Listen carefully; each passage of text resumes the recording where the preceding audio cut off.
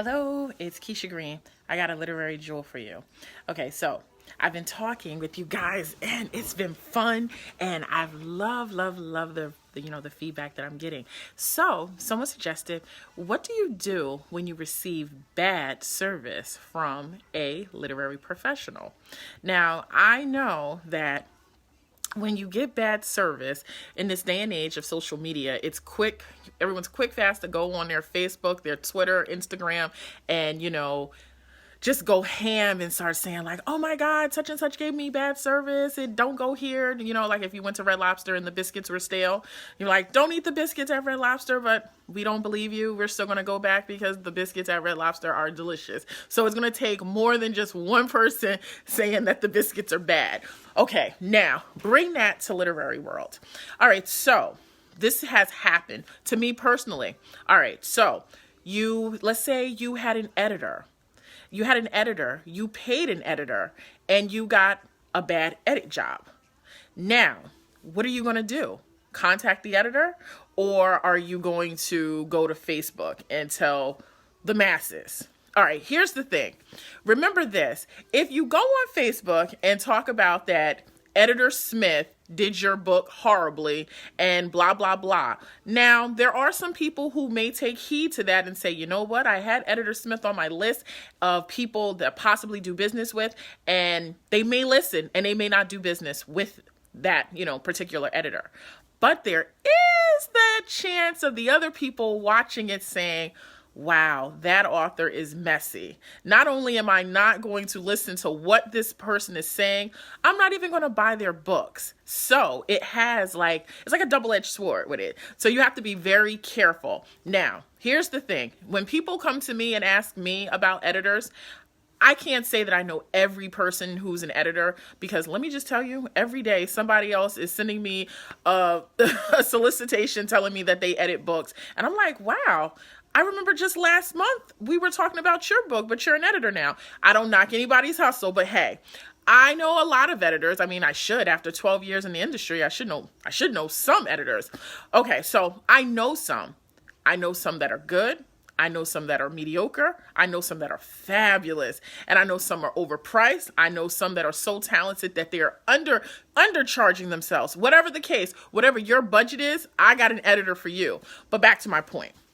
So I do know the ones who have the bad reputations as well. Now, am I going to go on Literary Jewels and say, don't use Editor Smith, don't use Editor Joe, don't use these people? I could do that, but I'm not. What I'm going to do is when someone, a potential client speaks to me about editing, I'm going to ask them, well, who did you have in mind? I'm going to ask them, did they get references, that type of thing. And if they're comfortable, then now if they're hiring me, now they'll get the tea. Not the tea like that, but they'll get more in depth of, I'm going to give them more information about that editor as opposed to just saying, oh, well, use those. Because I don't want them to use an editor, have a bad experience, then come back to me and then say, oh, now I got to start the process all over again. Because on my end as the consultant, if they have to go and get the edit again, that slows up the process of the book, the production of the book being put out. So I don't want them to waste their money, and I don't want them to waste their time. So like I've said before in previous Literary Jewels Facebook Lives, research, get, references, and check it out. Go on Amazon. Y'all stay on Amazon looking at who's on the bestsellers list. Go on Amazon and look at those reviews and what they're saying about the editor. Look at that. That should be your focus. So, wow, going back to what I said. So now, are you going to tell people? Are you going to tell people? Like, really? You're not going to tell anyone. So to sit there and advise others to do such would be a lie. What you're going to do is be, guarded with that information, and you're going to share it with a select few of people. That's what happens. So to answer the question that people say, well, how does Editor Doe is still in business? Because nobody tells anybody. So now listen to this. This is like, again, a double-edged sword, because it's like, well, if we knew, then we wouldn't use that person. You're right, if you knew. But at the same time, you as an author, as you sit on Facebook all day talking about everything else under the sun, Why aren't you researching the editor that you're about to pay? That editor that you're about to not pay your phone bill for. Why aren't you researching that? And I'm not saying that in a condescending tone. I'm asking really, like, why aren't you researching your editor? Because if had you researched your editor, guess what? Sometimes some of these problems could be, eliminated. Am I lying? Thank you, Tam. But yeah, could it not? If you just did the research, I'm gonna tell you a story, and I've said it before. Like, I didn't know I paid back in 2006. I paid a woman $150 to edit a book. Now, y'all know in the world of publishing, $150 to edit a book, I was asking for a horrible edit job. But I didn't know the difference between an editor and a proofreader. So you get what you pay for. And I got a $150 proofread, if you even want to call it that. But anyway, that's for a whole nother, segment of literary jewels. But my point is that you pay for what you don't know. And if you don't know about editing, I'm not saying that you should go take English courses, but maybe invest in some creative writing, or better yet, talk to editors that you admire.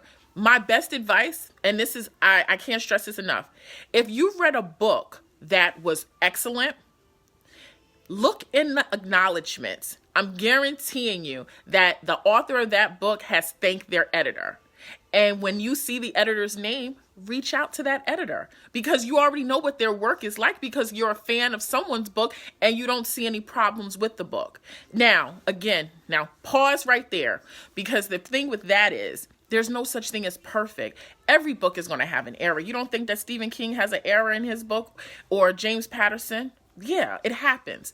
But I can deal with 3 to 5 compared to 30 to 50. There's a problem.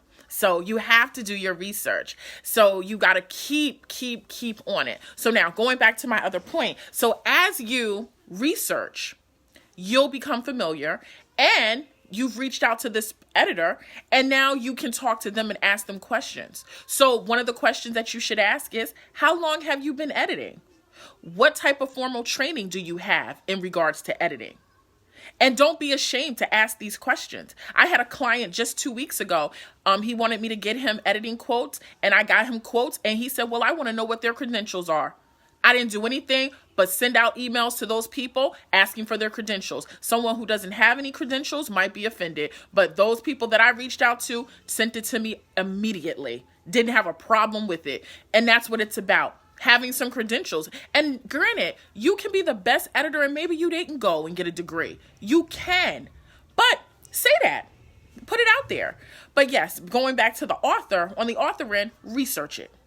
So going back to my initial purpose for this live was, if you had a bad service, do you tell someone? There's a way. They always say there's a way about, saying things. And that's all it is. Telling people without telling people. You feel me? Like, if Editor Smith is not a good editor, and I know this, and one of my clients ask me and say, hey, I'm about to spend my money with Editor Smith, I'm going to pull them in and say, I wouldn't do that if I were you. And I only speak, and here's the thing, this is where it gets messy. I only can speak about stuff from personal experience. I can't co-sign something that didn't happen to me or my clients. I can't co-sign what happened with Susan, because now that's hearsay and that's gossip. Now, Susan might have told me that her edit was horrible. But if I never looked at her manuscript, how do I know? I'm just taking her word for it. And there's some miserable people out there in this world, especially this chitlin circuit we call literary, that just sit there and complain about everything and anything just because. Some people don't need social media. But anyway, yes, there's a way to go about doing it. So you gotta be careful. But again, research. That goes for your graphic designer, because everybody's not a graphic designer. I know as of late, people believe because they have a photo editor app or they have Photoshop that they are a graphic designer. But no, you're not. You're just a person with Photoshop. That's it. In a photo editing app. That is it. So don't get caught up in that hype. Just the same thing with book formatters, people who typeset books, all of these things that go into publishing a book. You have to do the research and find out, are these people highly skilled? are they credible individuals that you're spending your money with? Because if you're putting a budget out there of say $3,000 and the end result is, the end goal is to have a published book, you want to spend your money wisely. So doing that is research. And I don't want to sound like a broken record, but at the end of the day, hell, I'll be that broken record. So if I have to tell you every day to do research for you to do research, you'll thank me later. You can thank me in your acknowledgments too. Kisha Green. And put my website in there, www.kishagreen.com. You see that? Shameless plug. But no, seriously, all jokes aside, but research, you have to. And I'm glad. I see you guys up there. You guys are commenting. Yes, Eric, research all day. Hey, Avery, you have to, because if you don't, who are you getting mad at? Who are you mad at ultimately? You're mad at me because I didn't provide a service. And when I say me, I'm not talking about me in particular, but editor Smith, graphic designer John, you're mad at them because you didn't do your research. Everybody is not a graphic designer. Everyone is not. It's impossible. Just like everybody isn't an editor. Know the difference between a proofreader and an editor and a beta reader. There's levels. There's levels. They say there's levels. There's levels in this publishing. So with that being said, again, going back to the customer service, here's the thing. If I had bad service, because I have had bad service, as a client, as someone else's client that has done me wrong, I could easily go on Facebook and say, don't use this person, don't use that person. But what is that going to do? I always advise my clients, be real, be true, but be yourself. And being myself is, if I go out there today and blast Editor Smith for something on Wednesday, tomorrow, guess what I'm going to be up there on Facebook doing? Dropping a literary jewel, dropping a link for you to buy a book, or dropping a link for you to buy one of my clients' book. What is that doing to my audience? It's confusing them because I was messy Marvin on Wednesday and now I want to be professional Patty on Thursday. No, be consistent. So my brand is very important to me. So at the end of the day, I'm not going to say that stuff. There's a way to go about it. You have to be a professional. There'll be some people, well, I'm going to keep it real. Nobody's going to do this to me. Da, da, da, da. All right. And that's why you won't be afforded the opportunities that other professionals get, because you want to keep it real. How far does that get you? Let me know how that all works out for you. I'll wait. I'm not being funny. I'm being real. Let me know how it all works out for you. There's some people that I know who are disgusted with this industry and they walk away from it because they don't have time for the petty, the catty, the clicks and all of that. And it's disheartening because I'm like, ain't nobody going to take me away from my passion. Ain't nobody going to do that to me. But sometimes it just weighs you down and you need a break. I get it. But do not let anyone steal your joy. Never, never. This place, this planet, this life we have is short. So get out there, do what you need to do, and don't worry about anybody else. Maya Angelou says, I got my own back. Yes, have your own back. Believe in you, because how am I going to believe in you if you don't believe in you? See how that little motivational pep talk comes in handy with these jewels. But yes, I just think that, research and be guarded with some information that you're putting out there, because this platform, as though it's a free platform, it's social media, it's part of your brand. What do you want to be known for? And that's a question that you have to ask yourself. What do you want to be known for at the end of the day? And if you want to be Messy Marvin, hey, be Messy Marvin. But just know that some people will not do business with you because you want to be Messy Marvin. If you want to be a professional, carry yourself as a professional.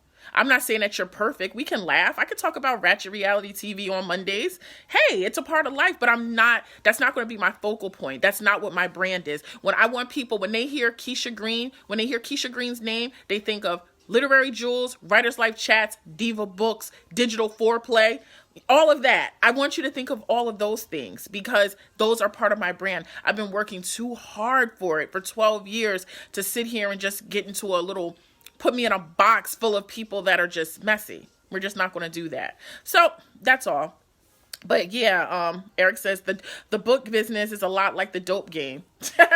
It could be. It's more, I've heard people say that it's like the music industry, going back to protecting yourself, protecting your book. Stop believing that, you can mail the book to yourself and you'll be protected. That's rule number one. Go back to that. And I know for some people who are just tuning in, they're like, Kisha, what are you talking about? Protect yourself. Just as much as you're researching, if you're researching, to protect yourself. So www.copyright.gov. Can somebody put that in the comments for me? Because people ask all the time, how do I do copyright?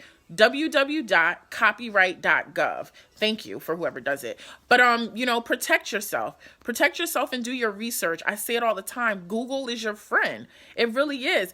And I guess I've heard people say that, oh, I reached out to one of the vets in the industry and they didn't give me any information. They think they're better than everyone. It's not that the vets think that they're better than you. It's that if you come to me in my inbox asking me about copyright, something that you could Google, it's kind of insulting. Like, why won't you do the simplest thing? I mean, because you go on Facebook and talk about Kim Kardashian. Why not the same way you got that scoop on her? Go on to Google and find out the scoop on how to get your book, to get a copyright. Thank you, Kiara. Hey, Sharad. So yes, it's just comes with the territory, but you do have to have thick skin. So yeah, I think that at the end of the day, there's a way to go about sharing information when you had bad customer service without being messy. There is a way, and you can tell people, and it can be a consumer beware.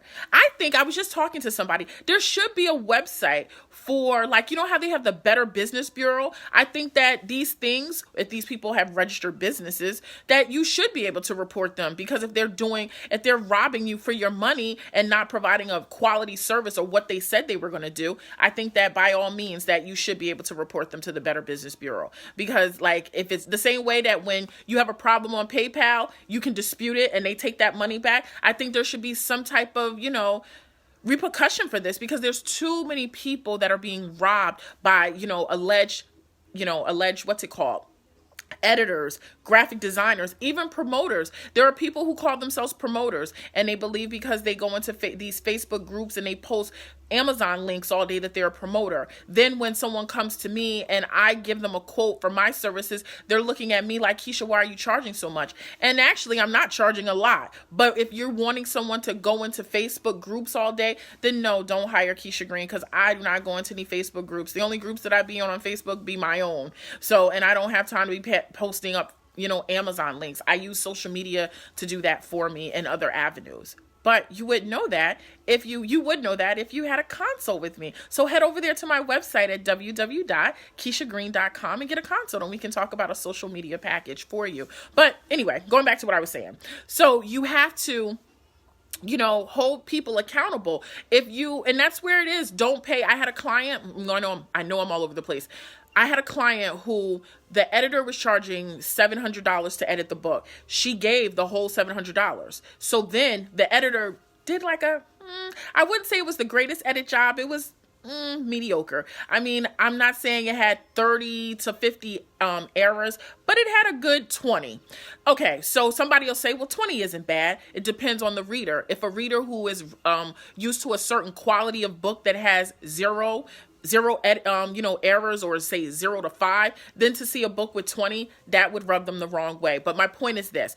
So she paid in full. Set up an agreement, have a contract that you gave a deposit, and then at the, once it was over with the edit and you're satisfied, then you would pay for it. And then the editor has to, if you're not satisfied, then they go back and, fix some things about it. Just don't give money and think that these editors are a miracle worker of words, because they're not. They're not. Yes, the whole $700. That's what I said. I said, oh my God, how could you do that? You were supposed to put $350 down at the beginning and then pay the remainder at the end. But yeah, she did. And the lesson learned. And the lesson learned was after that, the editor did not go back and make any changes. And that was it. She was out of the $700 because there was errors. And like I said, it wasn't the worst, but I think that for $700 and the time that she spent, she should have went back and they should have been able to catch those or, do something better. But again, customer service. So what did she do? Did she go on Facebook and tell anyone this? No, she told me. So it's like, oh, okay. So now I know that information. But again, there has to be a way, and I'm open to suggestions. How do we get this information about the people who are not who they supposed to be? post to be here on social media. That's funny. Me and Eric were talking about this earlier. But I think there should be some type of something so that people don't keep wasting their money and their time with these fakes, because there are a lot of fakes in this industry that are posing as literary professionals. So when someone like me comes along, it's like I have to give you my credentials. I got to give you my damn near my left kidney for you to do business with me, because you've been shitted on so many times. And I apologize. I feel sorry that you have been taken advantage of, but at the same time, books are a business and I'm here to provide a service. Either you want it or you don't. But I get it. You're a little skeptical. Okay, well, do your research moving forward. So that's all. I want to, Dee Dee says, I put down books with multiple errors. Yeah, you have to. I've put down books. I had a book that I was supposed to read, to review, and it took about a good 7 months because it wasn't really holding my attention, and the errors. And then it got to the point where I just said to the author, did you have this book edited? And she was like, no, I didn't. I said, well, so you didn't edit it? She goes, no, I let a couple of my girlfriends read it. They liked it and I thought it was okay. Right. See? Silence. Just silence. Don't even know what to say to that. Oh my God. But yeah, see, you can't. So you just got to, you really, really, really, really, really have to do the research, and you really need to, you have to know. And had she did a consult with me or somebody else, she would have known that having her girlfriends read that book was not an edit. That wasn't even a beta read. I don't even know what that was. That was just sharing your story with your friends but it is. But anyway,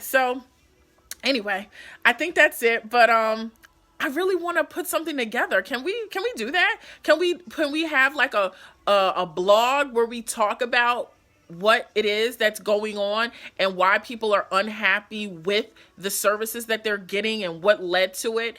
Because for me, I pride myself on customizing my packages for my clients. I pride myself on delivering a quality service to my clients. And if they're ever unhappy, all they got to do is just hit me up and I will work with them. I never have to cuss them out. They don't have to cuss me out because, they say customer service, the customer is always right. And as an entrepreneur, even if I don't agree with that, I have to agree with it because I want the business. And books are a business, and you already know. Books are indeed my business. So yeah, that's all. I want to drop a couple of jewels with you. And as always, shoot me an inbox and I will do this, midday jewel session. And we can talk about all these great things that happen in the literary world, because some people don't know. Some people be so focused on their own stuff, doing their own thing in their own lane. They don't even know half of this stuff is occurring. And that's fine because you're you're minding your business, and there's nothing wrong with that. But there are some things that you need to be made aware of. And I feel like, it is what it is. So let's do it. Let's talk about it. This is what needs to happen. Hey, Brian. So I'm here for you guys. Inbox me, www.KishaGreen.com. Thank you, Kiara. You are such a sweetie. That's somebody. You guys looking for an editor? Kiara is an editor. She is someone that I recommend. She's edited several of my books, and I've referred her to my clients as well. Check her out. But yes, you need an editor? Research. And just like now, I just shouted her out. You don't have to take my word for it, because I do not want you to go and do it. And then if you're unhappy, well, Kisha Green told me. I didn't tell you. I suggested. There's a difference. You have your own brain at the end of the day. So here it is, but let's talk. Let's get it out there. Let's spread information, good information that is going to help others, not make mistakes, because self-publishing is not hard. Self-publishing is hard when you listen to the wrong people and you waste your time and money because you listen to the wrong people. So let me help you. If I have to be the ambassador, the spokesperson for it, I'm here for it. You guys know I love some literary and I love dropping jewels. So let's put something together and let's work together to ensure that people are getting what they're paying for and that the people that are providing these services are legit. You with me? So let's do it. So yeah, inbox me, hit me up on my website. And until next time, thank you so much. Bye.